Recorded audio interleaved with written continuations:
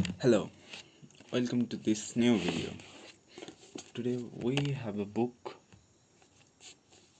maybe also Atomic Habits. Teeny changes, remarkable results. यो book को लेखक जेम्स क्लियर हुन्. An easy and proven way to build good habits and break one. This is one of the best-selling book in the self-help category. Okay, Atomic Habits. An easy and proven way to build good habits and break bad ones. आजबाट हामी यो सिरिजमा यो book पढ्दैछौँ. यो बुकको सुरुवात एकदम राम्रो तरिकाबाट भएको छ. मलाई यो बुकको सबभन्दा बेस्ट कुरा के लाग्छ भनेपछि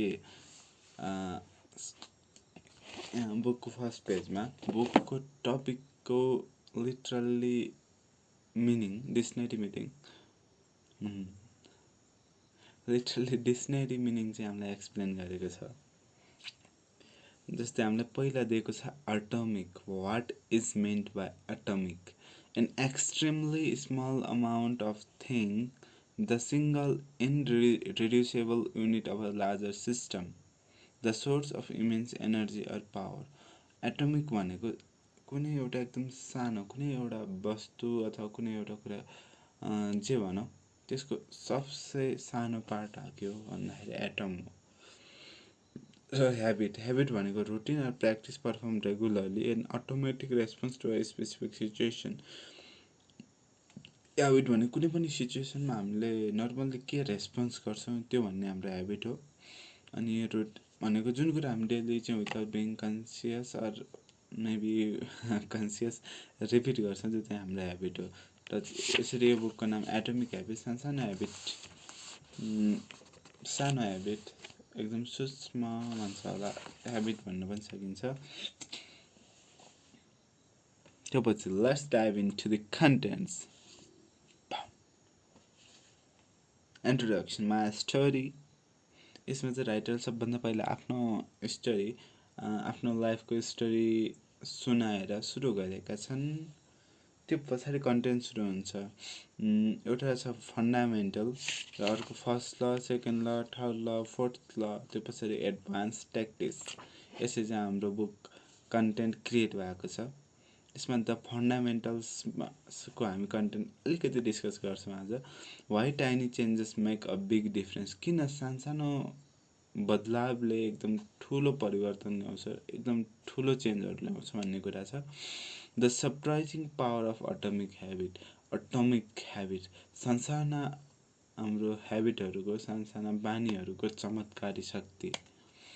how your habits shape your identity and vice versa. कसरी तिम्रो ह्याबिटहरूले तिम्रो व्यक्तित्व निर्धारण गर्छ, तिम्रो एउटा आइडेन्टिटी पहिचान निर्धारण गर्छ. How to build better habits in 4 simple steps. र यसै हाम्रो फन्डामेन्टलमा बेटर ह्याबिट्स, राम्रो बानीहरू, राम्रो रुटिनहरू कसरी फलोअप गर्ने भन्ने केही स्टेपहरू हामीले सिकाएको छ. 4 हामी सिम्पल स्टेप सिक्नेछौँ र बाँकी कन्टेन्ट हामी फन्डामेन्टल कन्टेन्ट कम्प्लिट भएपछि डिस्कस गर्नेछौँ. कम्प्लिट हुन मेबी कति दिन लाग्छ, but we will do little by little and every day. That is the tiny habit. So let's turn the pages down. No, forward. Okay, Atomic Habits. An easy and proven way to build good habits and break bad ones. Introduction, my story. यो चाहिँ हाम्रो writer James क्लियरको उनको जीवनमा घटेको घटनाबाट book सुरु भएको छ. Okay, let's dive in. On the final day of my sophomore year of high school, I was hit in the face with a basketball bat. As my classmate took a full swing, the bat slipped out of his hand and came flying towards me before striking me directly between the eyes. लेखकको high स्कुलको अन्तिम दिनमा लेखकलाई अनुहारमा चोट लाग्छ बेसबलको ब्याटले. Should I explain? No. Let's make it natural. Let's go with the flow. I was hit in the face with a basketball bat.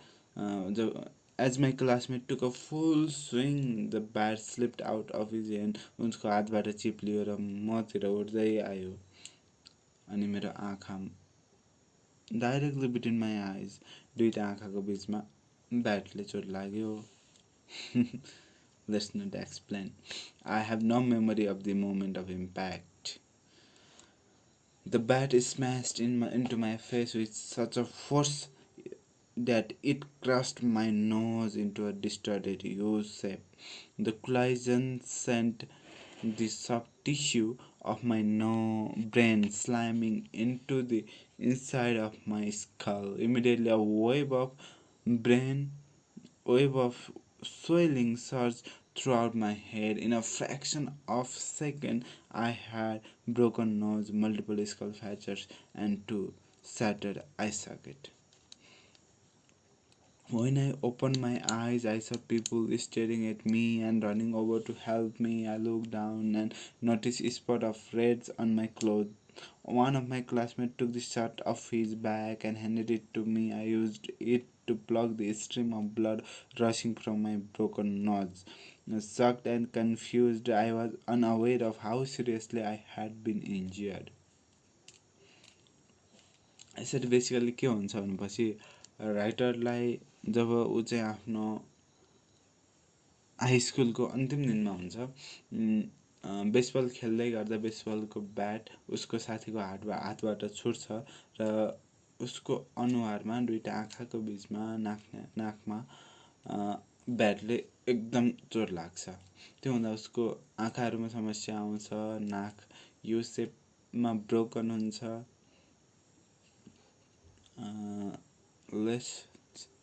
It means एउटा environment जुन छ चेन्ज हुन्छ. Okay.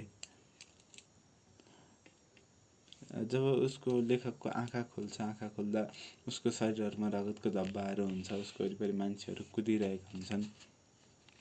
Okay, let's go forward. 7 minute यति छिटो.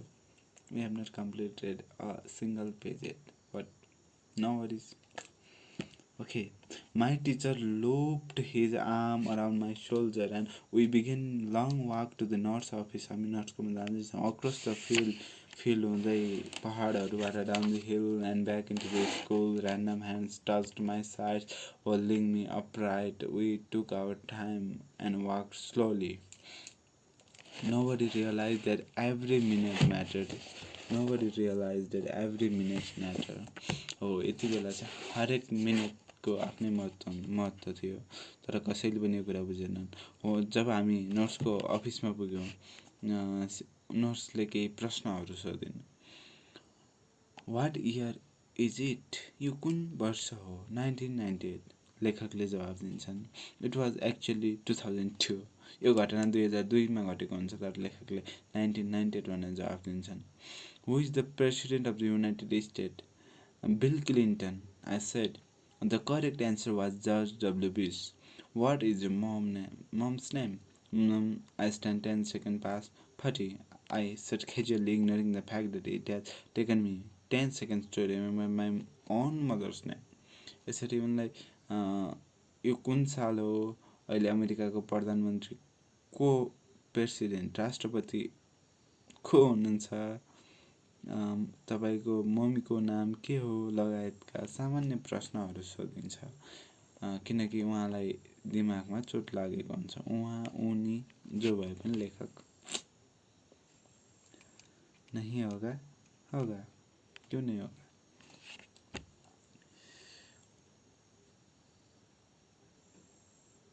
Continue. Okay, that is the last question I remember. My body was unable to handle the rapid swelling in my brain and I lost consciousness before the ambulance arrived. Minutes later, I was carried out of the school and taken to the local hospital. Shortly after arriving, my body began shutting down. I struggled with basic functions like swallowing and breathing. खान र सास लिन पनि एकदम मुस्किल भयो. त्यसपछि I had my first seizure of the day. Then I stopped breathing entirely. मैले completely सास लिन छाडेँ. As the doctor hurried to supply me with oxygen, they also decided the local hospital was unequipped to handle the situation and ordered a helicopter to fly me to a larger hospital in Cincinnati. Cincinnati, the moneyest. I was rolled out of the emergency room doors and walked toward the helipad across the street. The stretcher rattled on a bumpy sidewalk as one nurse passed me along while other pumped his breath into my by hand. My mother, who had arrived at the hospital a few moments before, climbed into a helicopter beside me. I remained unconscious and unable to breathe on my own as she held my hand during the flight. त्यसपछि लेखक र लेखकको murder दुईजना भएर local हस्पिटलले उपचार गर्न सक्दैन. त्यसपछि उहाँहरू दुईजना अलि वेल इक्युप्ड वेल फेसिलिटी भएको हस्पिटलतिर हेलिकप्टरमा चढेर जान्छन्. While my mother rode with me in the helicopter, my father went home to check on my brother and sister and break the news to them. He choked back tears as he explained to my sister that he would miss her 8th graduation ceremony that night. After passing my siblings off to my family and friends, he drove to Cincinnati to meet my mother. त्यसपछि लेखकको बुवा लेखकको brother र sister भाइ र बहिनी उनीहरूलाई खबर दिन पुग्छन् र उनीहरूलाई आफन्तहरूकोमा बस्ने खाने व्यवस्था गरेर उनी सिन्सिनाटी फर्केर जान्छन् जहाँ उपचार भइराखेको हुन्छ.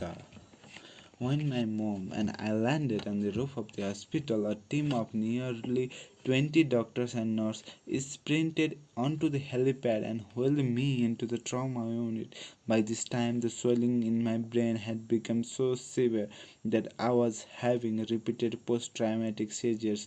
My broken bones needed to be fixed, but I was in no condition to undergo surgery. After yet another seizure, my third day of the day I was put into medically induced coma and placed on a ventilator.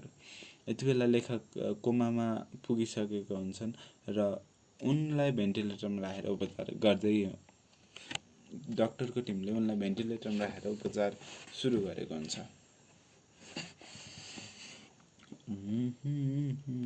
My parents were no stranger to the hospital. 10 years earlier, they had entered the same building on the ground floor after my sister was diagnosed with leukemia at the age of 3. I was 5 at the time. My brother was just 6 months old. After 2.5 years of chemotherapy, treatments, spinal taps, and bone marrow biopsies, my little sister finally walked out of the hospital happy, healthy, and cancer free. And now, after 10 years of normal life, my parents found themselves back in the same place with a different child. आजभन्दा 10 वर्ष पहिला लेखकको प्यारेन्ट्सहरू लेखकको बहिनीलाई cancer देखिएका कारण यही हस्पिटलमा उपचार गर्न आएका हुन्छन्. While I slipped into a coma, the hospital sent a priest and a social worker to comfort my parents. It was the same priest who had met with them a decade earlier on the evening they found out my sister had cancer. As day faded into night, a series of machines kept me alive. My parents slept restless. Okay, that is not relentlessly, that is restlessly. Whatever, on the hospital mattress. One moment they would collapse from fatigue, the next they would be wide awake with worry. My mother would tell me later it was one of the worst nights I have ever had.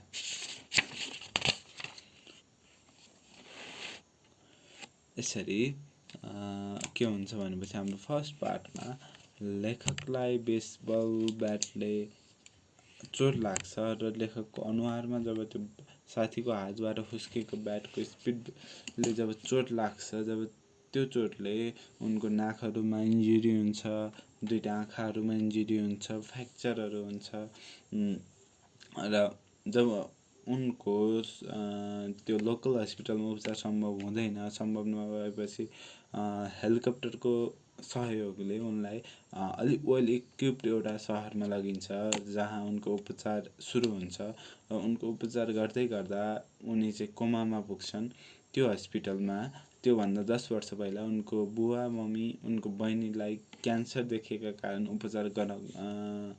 उपचार गराएर बसेका हुन्छन्। त्यसैले त्यो हस्पिटलको माहौल उसको अभिभावकलाई कुनै नौलो हुँदैन। जब राइटरलाई कोमा देखिन्छ, लेखकलाई कोमा देखिसकेपछि कोमामा जान्छ। ओके, जब राइटर कोमामा जान्छ त्यो पछाडि उसलाई भेन्टिलेटरमा राखेर उसको उपचार गरिन्छ।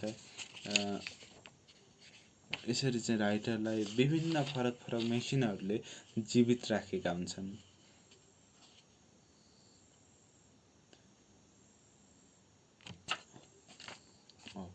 यसरी हाम्रो फर्स्ट पार्टमा हामीले के पढ्यौँ भनेपछि राइटरको स्टोरी, कसरी राइटरलाई चोट लागेर, कसरी ऊ इन्जुरीमा पुगेर, कसरी एउटा बेसबल ब्याटले चोट लागेर कोमामा पुग्छ र मेसिनहरू विभिन्न उपकरणहरूको मद्दतले ऊ कसरी जीवित छ भन्ने कुरा छ। र यस पछाडि हामी कसरी ठिक भए या भएनन् यी कुरा पढ्नेछौँ, जुन कुरालाई कभर गर्छ उनकै कहानीभित्रको माई रिकभरी भन्ने टपिकले। त्यो पछाडि हामी बिस्तारै कसरी ह्याबिट्सहरूमा गए, कसरी यो बुक लेखे, कसरी ओभरकम गरे डिफ्रेन्ट सर्ट्स अफ डिफिकल्टिज, त्यो कुराहरू बारे हामी डिस्कस गर्नेछौँ। आजलाई यति नै। This is the first video. We won't edit anything. केही पनि एडिट हुँदैन, केही पनि काटिँदैन। It will be natural. लामो हुनसक्छ, so maybe okay, leave it. लामै रहन दिउँ, नेचुरल रहन दिउँ। Let it go the way it want to go. This is not for audience, this is for myself. One day you will get the good content if you want to watch. This is not a good content, but I'm not making content. This is just what I feel, what I do, the happiness.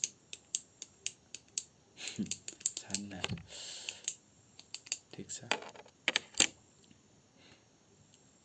Okay, basically this is the book I want to share with everyone.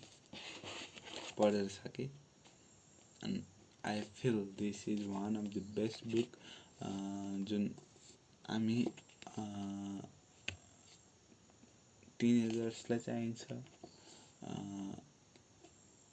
Anybody who are in school, college, who are working, who are professionals, who are in their late, okay, leave it, who are in their last stage of life. This is one of the most impactable book. That is why I am taking too much time living everything, anything. I'm not editing, I'm just being natural. This may sound something awkward, okay, maybe that is the pronunciation I'm not aware of. I'm not used to talk like Milan, but I'll continue it in spite of reviews, no reviews. I'll do it. Let's see where we'll reach not until by 2030. We'll continue, if possible, further. So we are about to reach 20 minutes, and this much for today. Thank you, Shuman, for collaborating. Thank you, everyone. Have a nice time and take small steps every day. Consistency.